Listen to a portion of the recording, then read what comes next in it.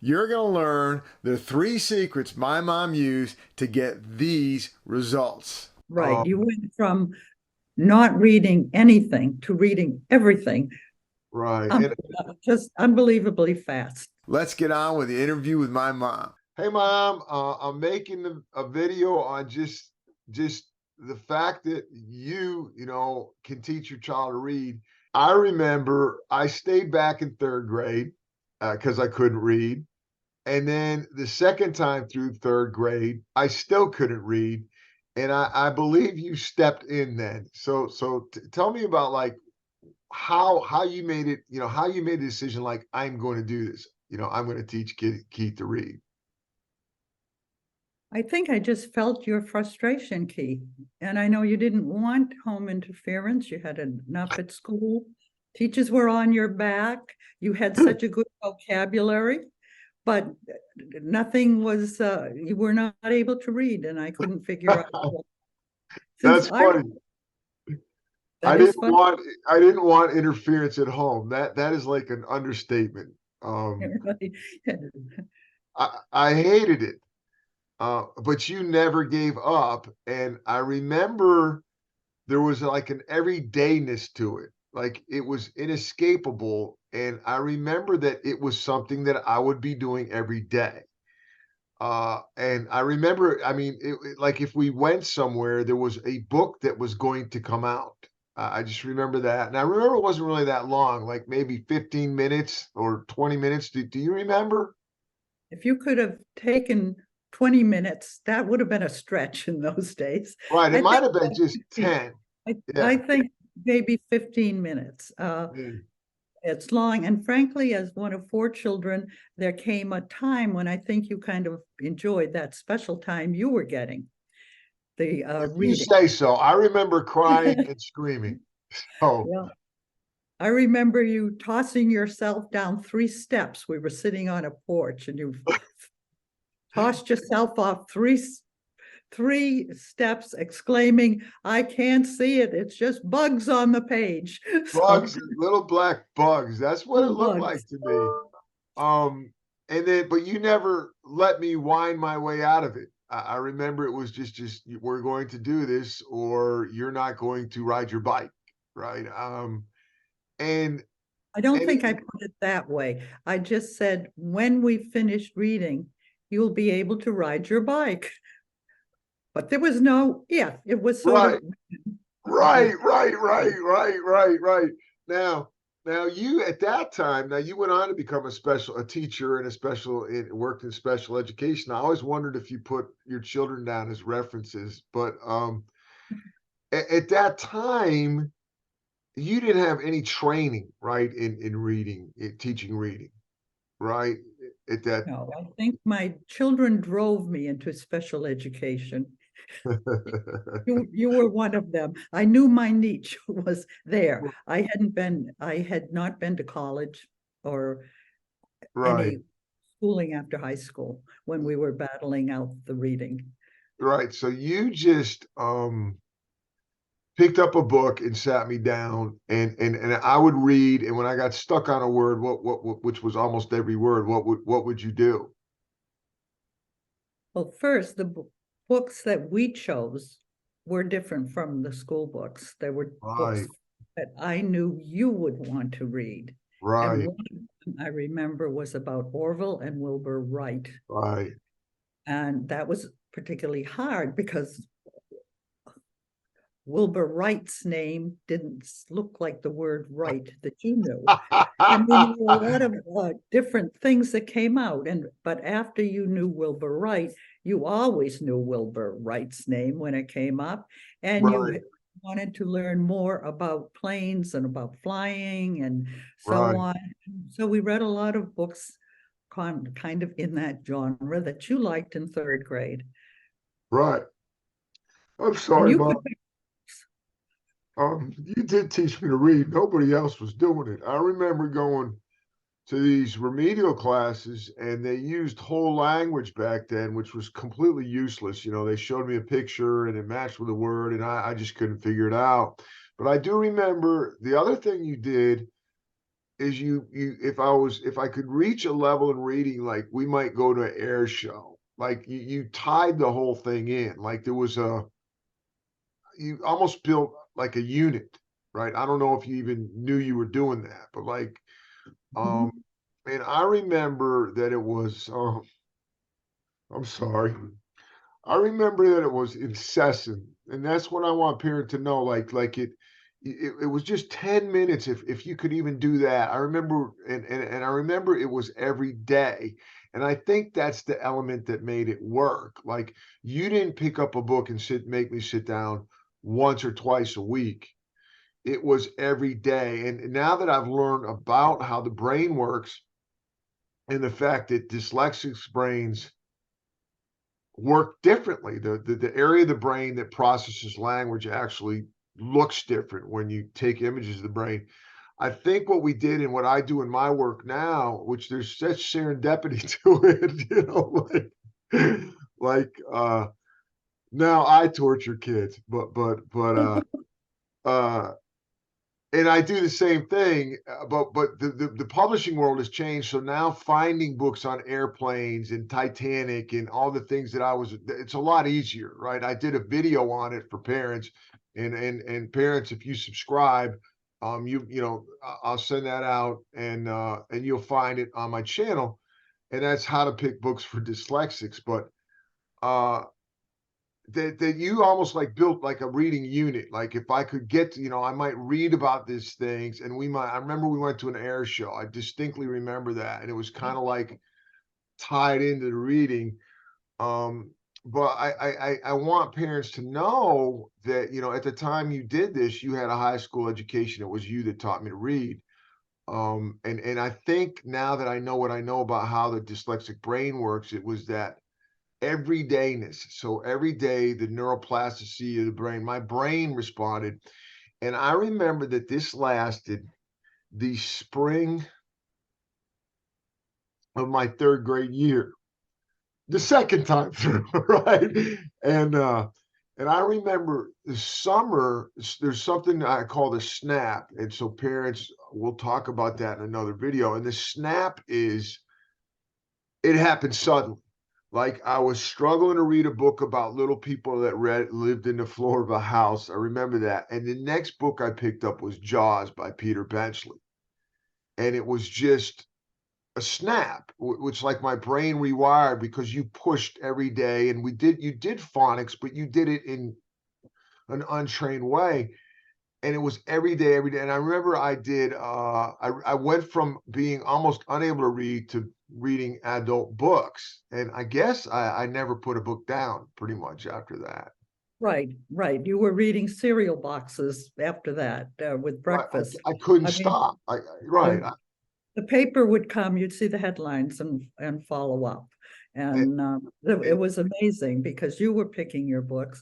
And then I was easing out of the picture really quickly because you were taking it on. And once in a while, you'd hit a snag, you didn't understand something. And rather than pass through it, you would come and ask either dad or I what we're talking about.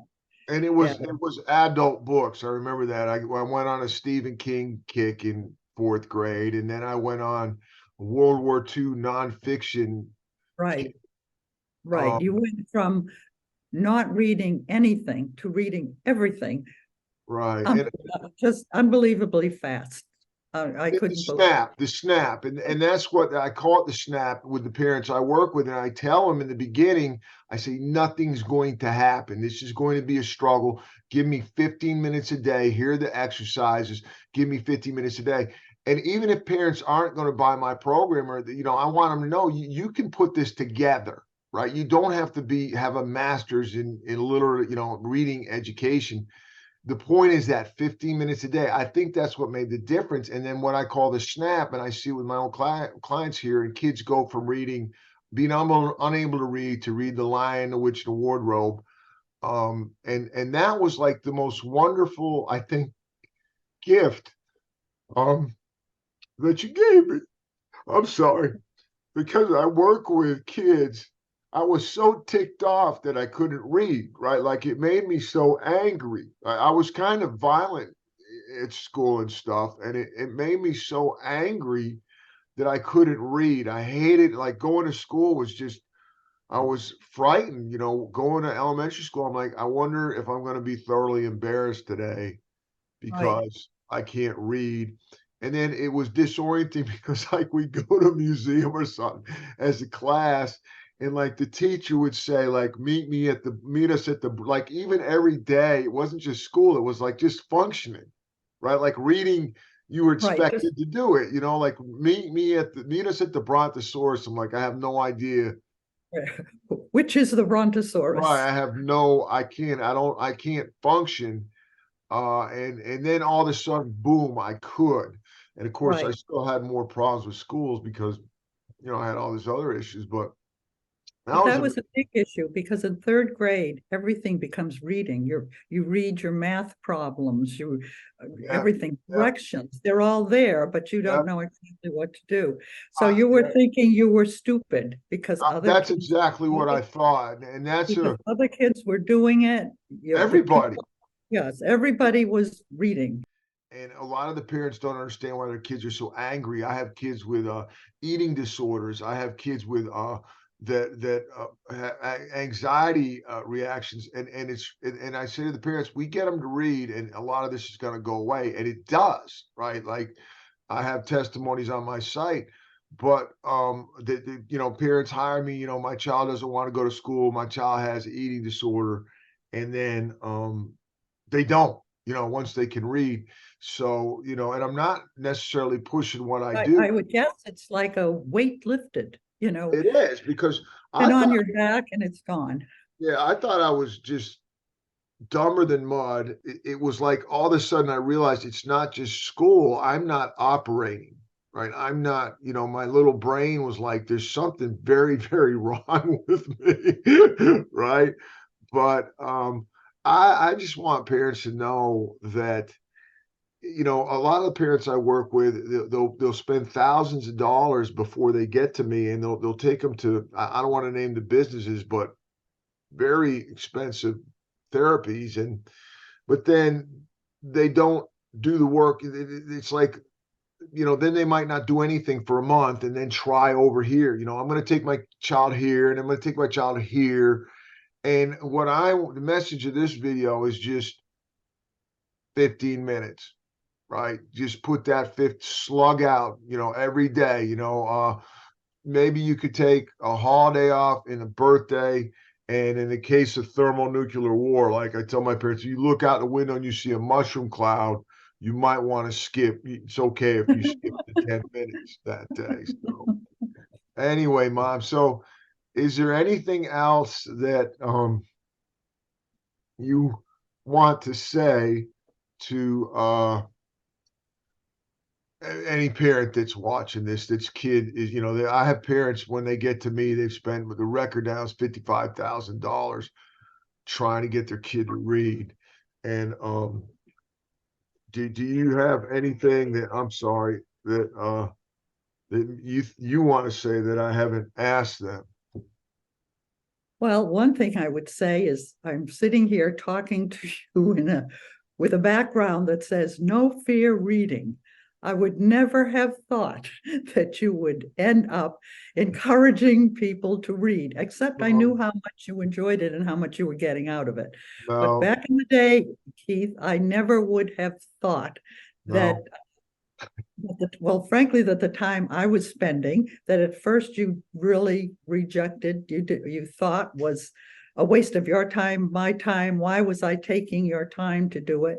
Yeah. And I think I'm just amazed that what you're doing now. I'm amazed at how not only what you're reading, but encouraging so many other people, so many other kids that felt what you evidently felt.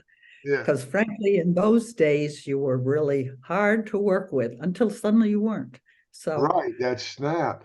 And I sincerely believe at the time, you had, I was in the resource room at school, and you were doing a lot, and I don't think it would have happened without that, what you were doing at home, that 10 minutes, even 5 minutes, even sitting. And I remember sitting in a car with a book in my lap, and I think that was what made what I call the snap happen, right? And what I believe is that neuroplasticity, the brain, my brain, basically you're asking my brain to do something it couldn't do, and the brain then found a way to do it, right? And but it was working through that, forcing the brain to do that. But thank you for taking the 10 minutes and finding those books on airplanes and not giving up on me when it seemed like Thank you. a lot of people did. Thank you. This is about ready to make me break down in tears, but It was glad a lot. you're doing so well. I'm glad you've read so many books. I'm glad your children are reading. I mean, that's a very big thank you to me, Keith. Well, thank Good. you so Thank you. much. Thank you for not accepting the verdict that seemed to be out there. I know I got emotional in the video because my mom taught me to read when nobody else could. And there was 3 secrets in there. I don't know if you spotted them. Number 1, recognize reality. She said, I wasn't reading. Despite all the programming, the tutors, the expert, I wasn't reading. She took over. And I know this is a hard question to ask yourself, and I ask parents, they'll talk about that this is the year the IEP's been modified. I've got this, I've got that. Here's the question that I asked you. If you have had people if your child's been in an IEP, been involved with all these programs, and they're not reading, why do you think they will? Tough question, but it's powerful to take over. The second secret is just using materials I was obsessed with. Dyslexics are right brain creatives, right? We get obsessed, we get focused. She built her own units, even though she didn't know what that is. She used materials that I wanted to read, even though I couldn't. I found a picture of the air show. By the dates on the back of the picture, it is early May of the second time, the spring of the second time through 3rd grade. This is 2 months before what I call the snap. And I'm on the left, and my best friend Ricky is on the right.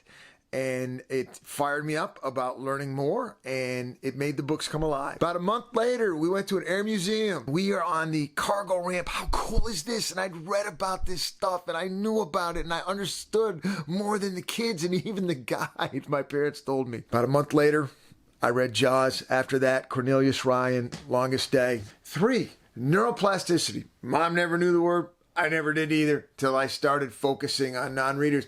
And that's the everydayness, right? Like retraining the brain. Look, 15 minutes a day is way more powerful than 2 hours a day, 3 times a week. I'm going to say that again. 15 minutes a day is more powerful than taking your child to a storefront tutoring location Monday, Wednesday, Friday, 2 hours each session. 15 minutes, neuroplasticity, change the structure of the brain. Please subscribe. I'll be having more videos out. Please hit the like button. It will help me with the YouTube algorithm and hopefully get this video in front of more frustrated parents to inspire and help them. Please leave me a comment. Let me know what you'd like to address next. Also, give me some feedback on my ideas. Do you feel my belief that if your child's not making progress in school, you need to take over? Is that valid, or is that maybe aggressive? Do you feel that neuroplasticity plays a role? Right? Do you feel that everydayness is as important as I think it is? Leave me some comments and questions. I will answer them. I did graduate college. That is, of course, me, and that's my mom to my left, my older brother, my sister, and my father on my right. 7 years after I graduated high school, after 3 years in the military, I got my college degree in elementary education. None of it would have happened, I believe, without those 4 or 5 months of intense daily tutoring that my mom did that led to the snap. Moms and dads, you can do this. You can teach your child to read in your home, and it's especially important if it is not happening in school, and there's power in recognizing if it is not. Go forth, teach your kids. Greatest gift you can give them, the ability to read.